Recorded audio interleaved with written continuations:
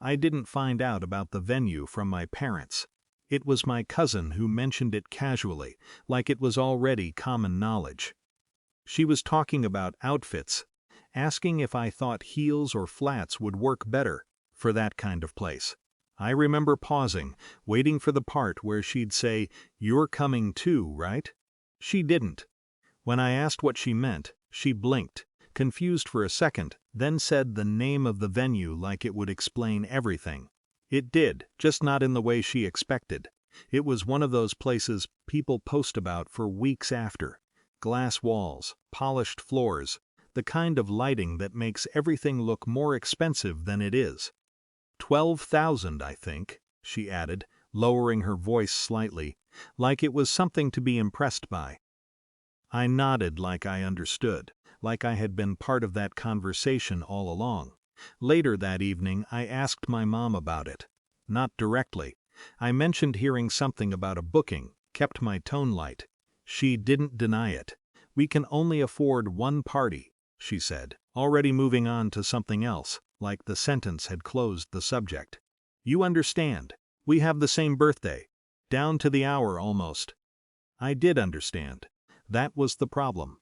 For a while I tried to sit with it without making it bigger than it was supposed to be. I told myself it made sense.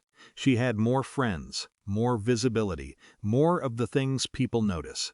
It would be wasteful to split resources. It would be impractical to do two events. It sounded reasonable when I said it in my head. It didn't feel reasonable when I thought about how no one had told me directly. That part stayed with me more than anything else. Not the venue, not the cost. Just the quiet assumption that I would adjust. I didn't argue. There wasn't really a place for argument without making it seem like I was asking for something excessive. So I let the plan move forward without me. And then, almost without deciding, I started making my own. It wasn't a statement. At least, I didn't frame it that way. It was small at first. Just a message to a friend asking if they were free that night. Then another. Then a few more.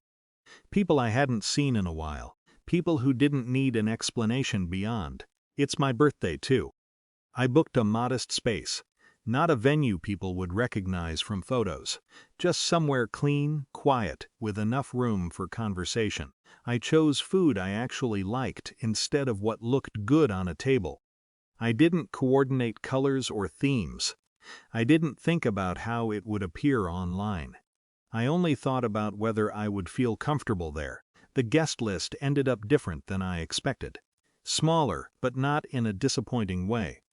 There was a kind of clarity in it. No one was there out of obligation. No one needed to be impressed. When the day came, I didn't check my phone much. I knew what was happening across the city. The lighting, the music, the kind of laughter that carries in large rooms. For a moment, I wondered if I should feel something sharper about it. But the space I was in felt steady. People stayed longer than they said they would.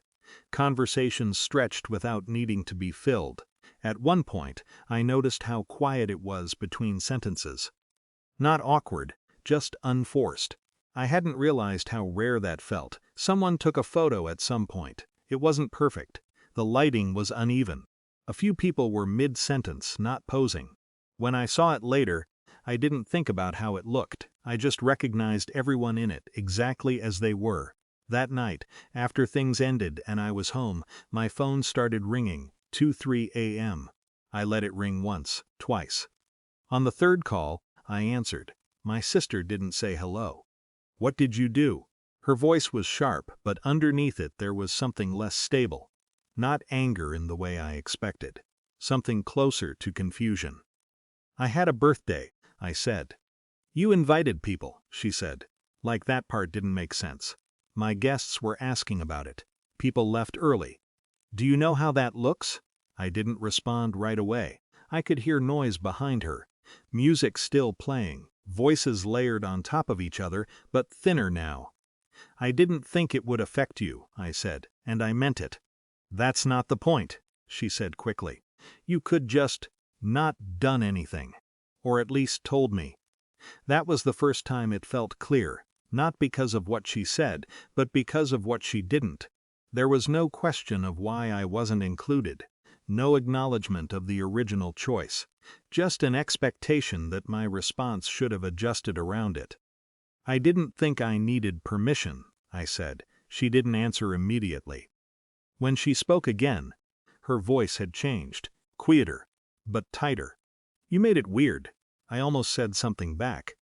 Something about how it already was. But it felt unnecessary, like explaining something that had already revealed itself. "I didn't mean to," I said instead. The call ended not long after that. No resolution, no clear conclusion. Just a pause that neither of us filled. In the days that followed, nothing dramatic happened. No confrontation, no family meeting. But small things shifted. People reached out to me directly more often. Not in a performative way, just without routing through someone else first. Invitations that used to feel optional started feeling intentional. At home, the dynamic adjusted in quieter ways. I wasn't asked to help plan things as much. At first it felt like distance.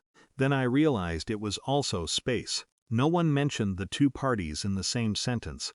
They existed side by side, but separately, like parallel versions of the same day. I didn't try to merge them. I didn't bring it up again. It wasn't a victory. Nothing about it felt like winning. But for the first time, it didn't feel like I was waiting to be included in something that had already decided its shape, and that was enough to stop adjusting.